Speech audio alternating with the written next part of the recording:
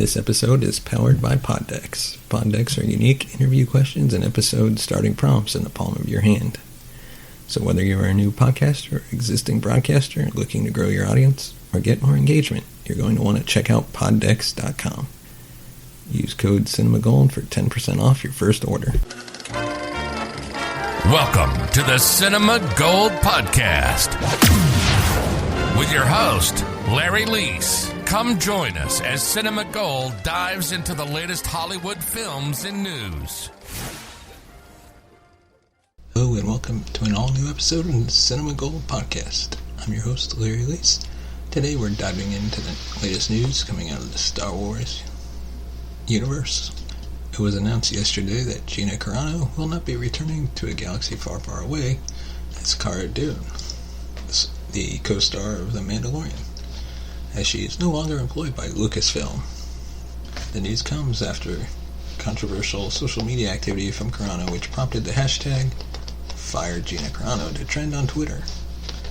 Lucasfilm eventually released a statement saying that she will not be brought back for future Star Wars projects, and that she's currently not employed by Lucasfilm, suggesting that her contract may not have been extended beyond Season 2 of The Mandalorian. In any event, her character, it seems, will not be returning. At the least, not with her in the role. Lucasfilm spokesperson released a statement saying Gina is not currently employed by Lucasfilm and there are no plans for her to be in the future. Nevertheless, her social media posts denigrating people based on their culture and religious identities are abhorrent and unacceptable. The actress had been criticized for much of her social media activity in the past, specifically for her right-leaning political views.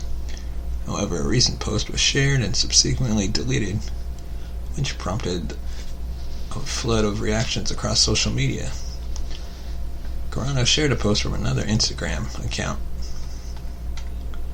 Alongside Mando and Baby Yoda, Cara Dune had been a major part of the first two seasons of The Mandalorian. It seemed like the character would return for Season 3, as well as be a part of the upcoming spin-off, Rangers of the New Republic. If that was the plan, Lucasfilm will have to make some adjustments behind the scenes. The Book of Boba Fett is currently in production. It was unclear if Gina was set to star in the show, but that can now be put to rest. Disney and Lucasfilm are already preparing a number of spin-offs within the franchise for Disney+. The studio was encouraged to expand the Star Wars universe on the small screen thanks to the success it saw with The Mandalorian. Other projects coming down the pipeline include Obi-Wan Kenobi, Andor, Ahsoka, The Acolyte. Some of these shows will be taking place in the same timeline as The Mandalorian, and they will lead to an event series down the line. And now we're going to take a short break. Right now we'd like to thank our sponsor, Poddecks. Poddecks are the hottest new tool for podcasters looking to have more meaningful conversations or to spice up their podcast. You simply shuffle up, ask a question, and let the content roll. Get yours today by visiting the link in the show notes and use code CinemaGold for 10% off your order. That's CinemaGold for 10% off your order. The link will be available in the show notes. And once again, thank you to Poddecks. Deadline just announced, or confirmed the news of a upcoming animated adaptation of Clue. While the concept is still being developed, details about the narrative are being kept under wraps. But as you can assume, the premise of the game is seeing players investigate rooms, objects, and even one another in hopes of finding out who committed the murder. The game was previously adapted into a live-action film back in 1985, which was amazing. You all had a motive. But where and when was Mr. Body killed? Don't you see?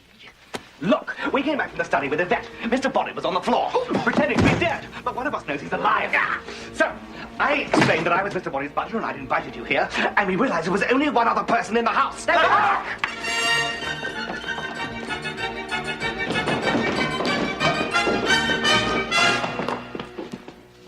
Well, where is he?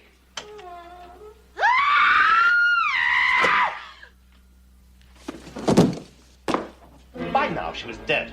We laid her down with our backs to the freezer. One of us slipped through the same secret passage. Again? Of course.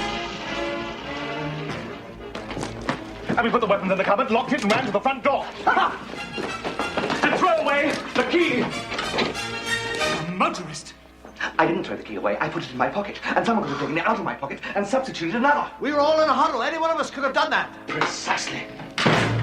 The original film featured a dinner party in which there was a murder, resulting in all the guests questioning who committed the crime. And what even made the film better, in honor of the multiple outcomes of playing the game, Clue even featured multiple different endings. The new project aims to include the thrilling and suspenseful dynamics that made Clue a global sensation for over 7 decades. Colonel Mustard in the conservatory with the lead pipe. Just hearing those phrases alone, you know what they mean, leaving no mystery as to why Clue is one of the most beloved board games turned IP of all time. Michael Thorne, president of entertainment of Fox Entertainment, said in a statement, quote, "We couldn't be more excited to develop it as an animated series, along with E1 and Bento Box." E1's president of global scripted programming also said, quote, "We're thrilled to team up once again with our great partners at Fox and also work with Bento Box on this exciting new series. Clue is an iconic whodunit property that exudes mystery and intrigue and has fans all over the world. We can't wait to share our reimagined animated version with audiences." The game was first released in 1949 under the name Murder and features 324 possible outcomes. I think I've only experienced probably 3 or 4. Given that the concept centers around a murder, the original film earned a PG-13 rating. However, right now we still don't know what the project will be, what the tone of the movie will be, so it's still unclear what the rating would end up being.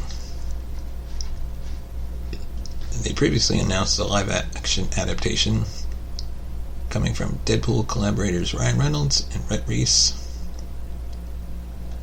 And additionally, the creative team claimed that the project could secure an R rating.